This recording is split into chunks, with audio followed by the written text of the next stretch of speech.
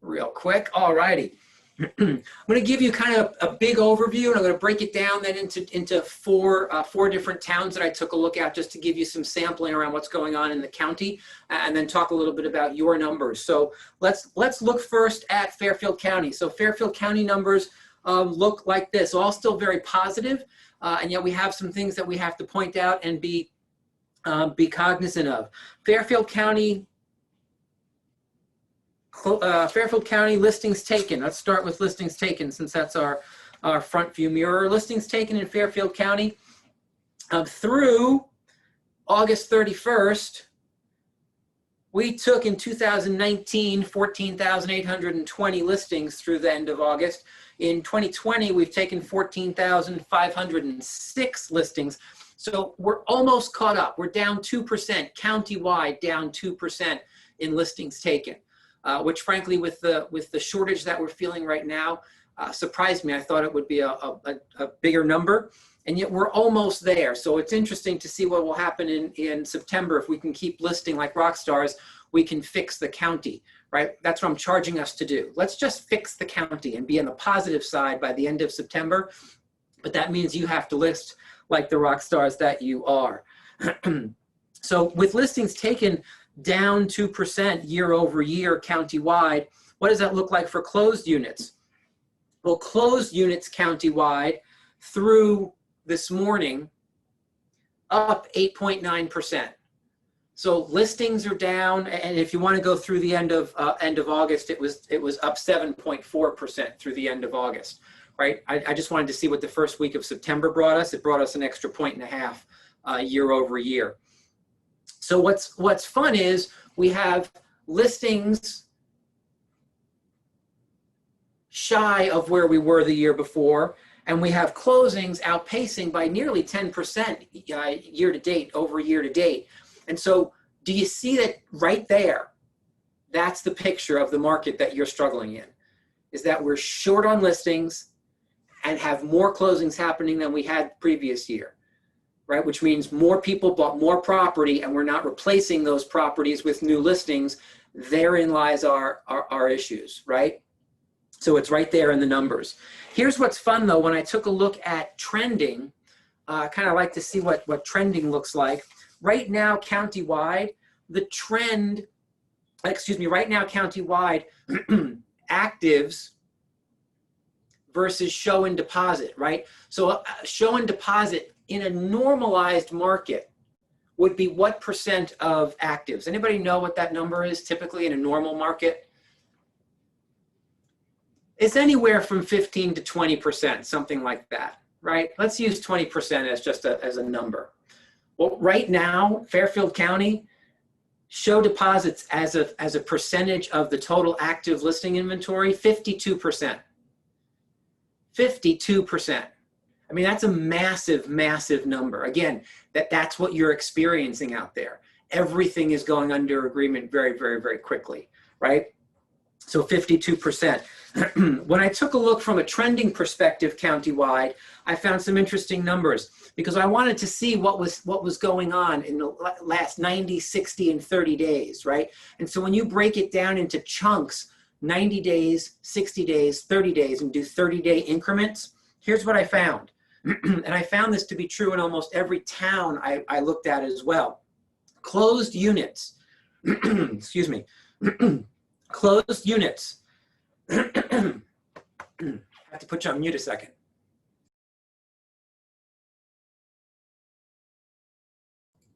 All righty. Can't do that live, right? I would just be hacking in your face. So nice to have the mute opportunity to very politely clear my throat.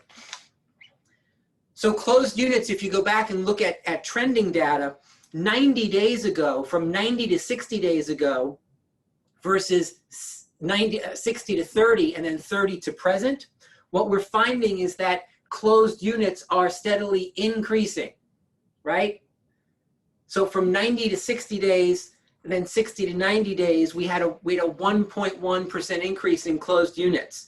And another 1% increase again, 60 to 30, from 30 to 0, right? So what we're seeing is that closed units continue to climb. Closed units continue to climb. When you look at that same trending data for listings taken, what do you think we're seeing?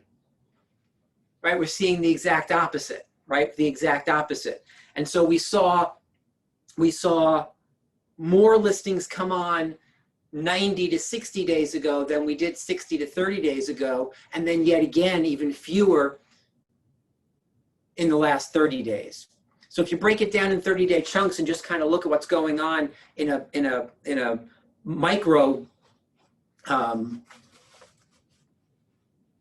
view of each market, you start to see interesting trend lines, right? So you've got closed units continuing to increase, although at a slightly smaller percentage, and you've got listings taken continue to drop off in each 30-day increment. So we've seen the spike, and now we're starting to struggle with the rest of it. So let me give you some town-by-town data real quick. The good news is that Marty Miller is only 3.5 minutes long today, so I'm going to steal some of his time. All right, let's go through. I've got 4 opportunities for you. Let's start in Danbury. In Danbury, listings taken year over year, flat from a units perspective, flat. It's actually just a little negative flat, but about flat. And then closed units down 6%. Closed units down 6%. Pricing, however, up 8.4%. Your days on market in Danbury, year to date, 77 days on market with a 98.6% list to sale ratio. However, here's what's fun. I also took a look at each of these towns, comparing the last 60 days of activity versus all of last year. Because that's kind of a fun number, right? You could do it versus last year or versus the first half of the year. Both show an increase. And so Danbury, in the last 60 days, the days on market shrank from 77 down to 73, and list to sale ratio skyrocketed from 98.6% to 99.7%. 99.7% in the last 60 days.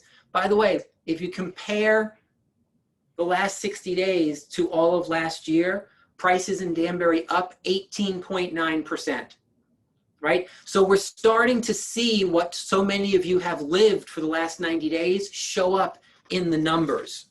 Let's take a look at Stamford. Stamford numbers say this: listings taken year over year, down 5.1%, but closed units are up 4%. So there you have the same numbers underscoring what you're seeing in the market. Listings taken down, closed units up. Pricing year over year up 2%, up 2%. Your days on market year to date, 91. With a list to sale ratio, 97.1%. However, if we take a look at the last 60 days, that days on market number drops from 91 down to 80. By the way, that's significant, guys. As an average drop, that's almost a 2-week drop, right? That's significant in the last 60 days. And the list to sale ratio in the last 60 days of 97.7%. So about 0.75% higher. Price increasing, if you look at the 2% year over year, jumps to 13.5% if you just take into consideration the last 60 days versus all of last year, right? So clearly what's gone on in the last few months is having a major, major impact. Let's take a look at Ridgefield. Ridgefield listings taken year over year, down 1.7%. Closed units, Ridgefield year over year, up 28%. 28%.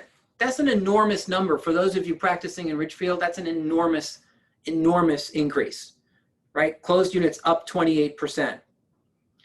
Pricing down 1.7%. Again, year over year. Days on market for you folks in Ridgefield, 110. With a list to sale ratio of 96.9%. However, if you compare that to the last 60 days, your days on market drops to 101 and your list to sale ratio jumps up more than a percentage point to 98% even. 98%. And oh, by the way, if you take into consideration the closings in the last 60 days versus all of last year, instead of being flat to just slightly negative in price point, you're up 5.4%. Right? So depending on the seller you're talking to, these are the numbers that I encourage you to have ready. Let's take a quick look at Norwalk. Norwalk, listings taken year over year, down 5.4%. Closed units, up 6.7%.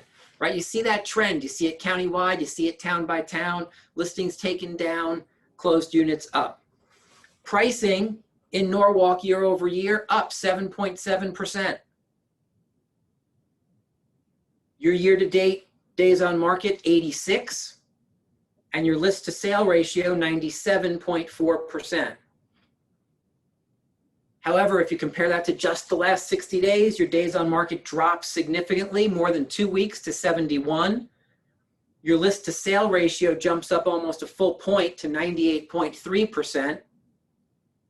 And pricing up 14% if you compare the last 60 days to last year. Fun numbers, right? And guys, if you look trending in each of those 4 towns, the trending is just about the same. If you go out 90 days and 30-day it back to current, you're seeing an ever increasing number of closings and an ever decreasing number of listings taken, right? So that trend continues town by town by town, which is why we see it countywide. And let me leave you this morning with this. How are you doing? What are your numbers? What are your numbers? So right now, closed listings taken year over year, down 4%. Down 4%. That's you.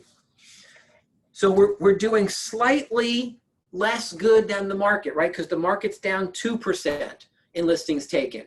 That's significant for this reason. We always want to be outpacing what the market's doing, right? We don't want to just rely on the market. If we're only doing at or just about what the market's doing or slightly behind the market, we're at risk that if the market starts to go down, well, then we follow the market, right? When we're outpacing the market and moving faster than the market is, we start to insulate ourselves from market conditions. So we've got to really stay focused. I know everyone on this call is laser focused on finding listings. We've got to make sure that we continue to be that laser focused on listing every property that we possibly can. I told you, we have to fix the county. It's up to us. No one else can do it. It's your job. Closed units, us, up 3%, right? Up 3%. So closed units up 3%. That's compared to the market at up almost 9%, right? So again, we're up, we're just trailing the market. So we have to be really cautious around maintaining our numbers over and above not just last year's, but what the market's doing. So we're gonna continue to push on those numbers. Let me give you your days on market. Your days on market, 77, which is actually ahead of the countywide average. Your list to sale ratio, 98%. 98% as an organization. If you skew it down and just look at your last 60 days, your days on market drops to 68 on average.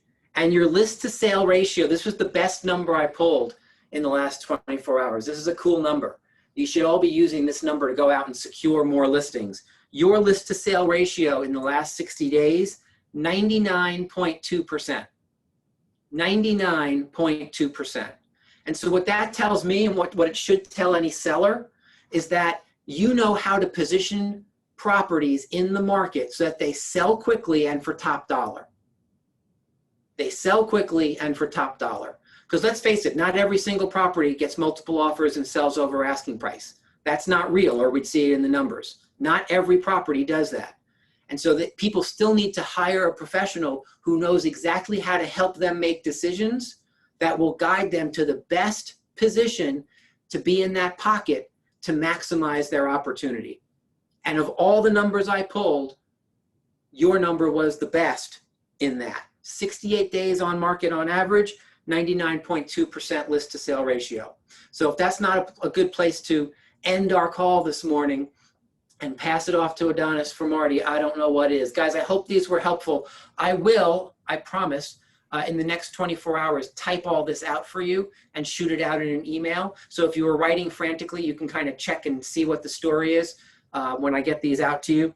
But keep up the great work, guys. These numbers just say, continue to underscore how powerful your skills are and how you are out there really driving the marketplace. So congratulations, keep up the great work. Adonis, take us home, my friend. You guys are so powerful indeed. If this was a camp, it would be a camp of like mega people or something like that.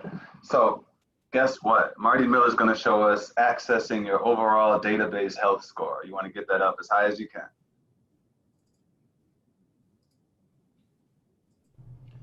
Good morning, Keller Williams, and welcome back to the KW Command 66-Day Challenge, and today is day 49. So yesterday we focused on your contact health scores. We learned about the 9 things that make up that 100% health score.